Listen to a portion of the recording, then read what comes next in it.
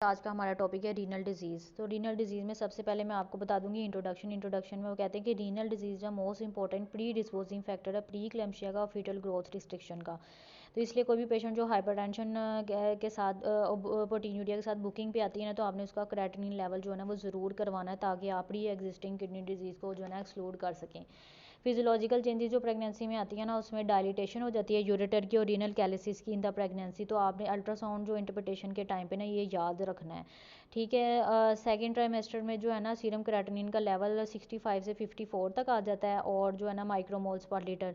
और protein urea का जो है ना हमारा अपर लिमिट है 300 मिलीग्राम पर 24 आवर, या protein to creatinine ratio less than 30 milligram per millimole. UTI जो है ना इसका इंसिडेंस ए सिम्टोमेटिक बैक्टीरिया का 4 to 7 होता है, सिम्टोमेटिक का 40% होता है, सिस्टाइटिस का 1% होता है, पाइलोनेफ्राइटिस का 1 to 2% होता है। तो वो कह रहे हैं कि जो इंक्रीज रिस्क ऑफ यूटीआई किस किस को होता है, history of previous UTI in pregnancy with diabetes और steroid, polycystic kidney disease, reflux nephropathy, congenital abnormality, neuropathic bladder और यूरिनरी ट्रैक कैलकुलाई, इन सब में जो है ना यूटीआई का रिस्क ज़्यादा होता है। प्रेजेंटेशन पे आपने पेशेंट का मिड स्ट्रीम यूरिन एनालिसिस कर लेना है। इसके अलावा पेशेंट में उस पर हमें बैक्टीरिया मिलेगा एसिम्टोमेटिक, और क्लिनिकल फीचर में frequency dysuria, suprapubic pain, haematuria, fever और loin pain, abdominal pain, vomiting, rigors वगैरह, ये सारे पाइलोनेफ्राइटिस के साइन है, ठीक है। उसके बाद डायग्नोसिस आप कैसे करेंगे, आपने डिपस्टिक प्रोटीन यूरिया कर लेना, ठीक है। उसके ऊपर नाइट्राइट्स और ल्यूकोसाइड एस्टरेज जो है ना वो हेल्प टू एक्सक्लूड करेंगे यूटीआई को। बैक्टीरिया का मतलब ये है कि सिग्निफिकेंट बैक्टीरिया का मतलब ये कि मोर देन 100,000 ऑर्गेनिज्म पर मिलीमीटर ऑफ द यूरिन आपको मिले, ठीक है। मिक्स्ड ग्रोथ अगर आपको मिलती है ना, तो आपने जो है ना रिपीट टेस्टिंग करनी है।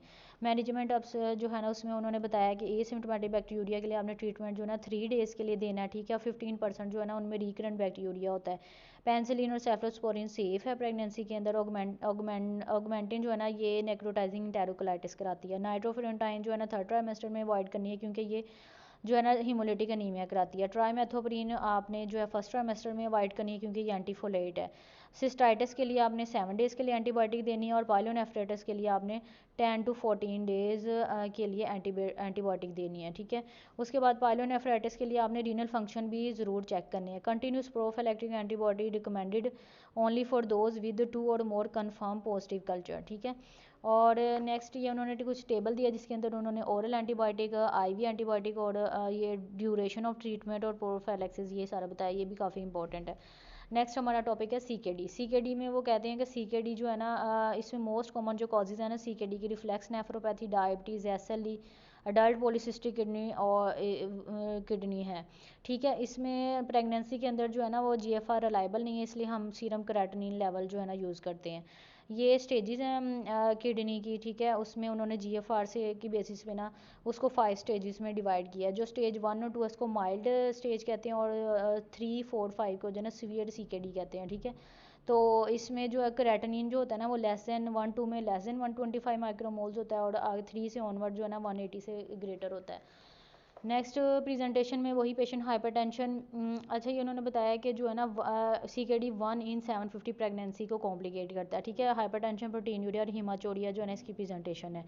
इफेक्ट ऑफ प्रेगनेंसी कैसे इफेक्ट करती है रीनल इम्पेयरमेंट को, तो इसमें जो है ना माइल्ड डिजीज़ में तो कोई do not suffer duration. Mild disease का मतलब है स्टेज 1 और 2 में कुछ कोई डिटोरेशन नहीं होती, लेकिन जो सीवियर डिजीज़ है ना जिसमें स्टेज 3B और 5 से, और 3B से ऑनवर्ड 5 तक, तो उसमें जो है ना परमानेंट लॉस भी हो जाता है अप टू 50% केसेस में, ठीक है। एंड स्टेज रीनल फेलियर भी हो जाता है, ठीक है। जो सीकेडी का प्रेगनेंसी पे क्या इफेक्ट होता है, तो preeclampsia, growth restriction, preterm delivery वगैरह हो जाती है, ठीक है। पॉलीहाइड्रेमनियोज हो सकता है, क्योंकि increase risk of cord prolapse हो जाता है, और result of foetal polyuria in response to high osmotic load from increase maternal urea, ठीक है। और worsening of hypoalbuminuria, pulmonary oedema और वीनस थ्रोम्बोसिस भी हो सकता है। नेक्स्ट आ जाता है मैनेजमेंट।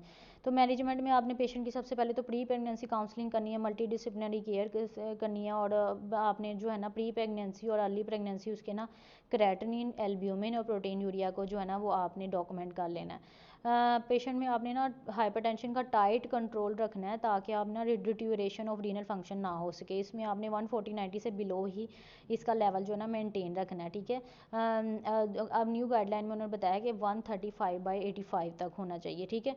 तो आपने इसमें AC इनहिबिटर, ARBs इन सबको डिसकंटिन्यू कर देना, डायूरेटिक को भी डिसकंटिन्यू कर देना, लेकिन डायूरेटिक सीवियर हाइपोएल्बुमिनूरिया, फ्लूइड ओवरलोड और पल्मोनरी एडीमा में आप यूज़ कर सकते हैं, ठीक है। एडमिशन किस किस का रिक्वायर्ड है, जिसमें वर्सनिंग हाइपरटेंशन हो, क्रेटिनिन बढ़ रहा हो, प्रोटीन यूरिया ज़्यादा हो रहा हो, ठीक है, और फीटल ग्रोथ रिस्ट्रिक्शन है, थ्रोम्बोसाइटोपेनिया या अबनॉर्मल लीवर फंक्शन है, ठीक है।